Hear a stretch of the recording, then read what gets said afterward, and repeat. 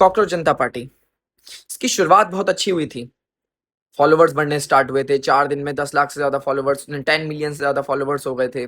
लेकिन उसके फाउंडर ने, उसने जिसने उस पेज को बनाया था, उसने क्या बोला कि बीजेपी के पेज को अनफॉलो करो। उनके कई सारे इंटरव्यूज़ भी वायरल हुए, जिसमें उन्होंने कई सारे ऐसे लोगों का नाम लिया, जिनको इंडिया में बहुत ज़्यादा गलत बोला जाता है। लेकिन उन सारे पॉडकास्ट में, उन सारी वीडियोस में, उनके इंस्टाग्राम पेज पे कहीं पे भी जो सबसे इम्पोर्टेंट विषय है, उसके ऊपर नहीं बोला जा रहा। पहला, नीट का पेपर। 17 बच्चों ने जो सुसाइड किया था, कहाँ है सॉल्यूशन नीट के पेपर का? दूसरा, धर्मेंद्र प्रधान, एजुकेशन मिनिस्टर, उन्होंने रेजिग्नेशन दिया, मांग नहीं करी अभी तक।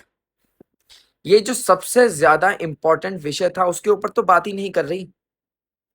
मैं आपको बताता हूँ नीट के पेपर के बारे में। नीट के पेपर को लीक किया गया, ठीक है, पिछले साल भी लीक किया गया था।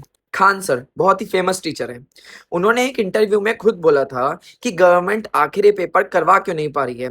मैं 1 लाख बच्चों का अपने कोचिंग इंस्टीट्यूट में एग्जाम करवाता हूँ, किसी के बस की बात नहीं है कि वो मेरे पेपर को लीक कर दे। वो जब करवा सकते हैं अकेले दम पे, वो अपने कोचिंग इंस्टीट्यूट में 1 लाख बच्चों का एक साथ पेपर करवा सकते हैं, तो हमारी गवर्नमेंट क्यों नहीं करवा सकती सही तरीके से?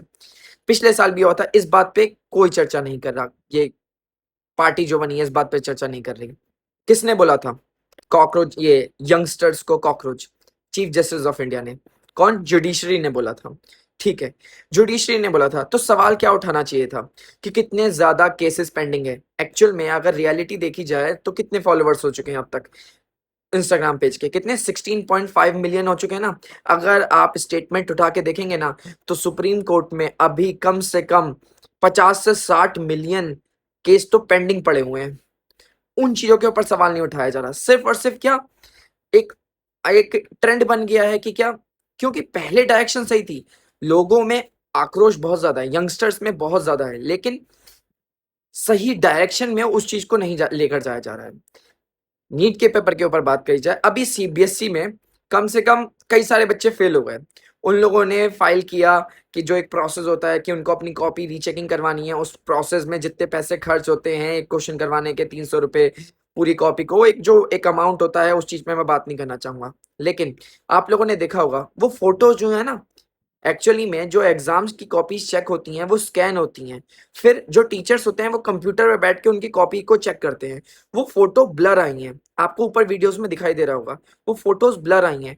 वो बच्चा खुद ही नहीं समझ पा रहा कि उसने लिखा क्या है, तो टीचर्स क्या समझ पा रहे होंगे?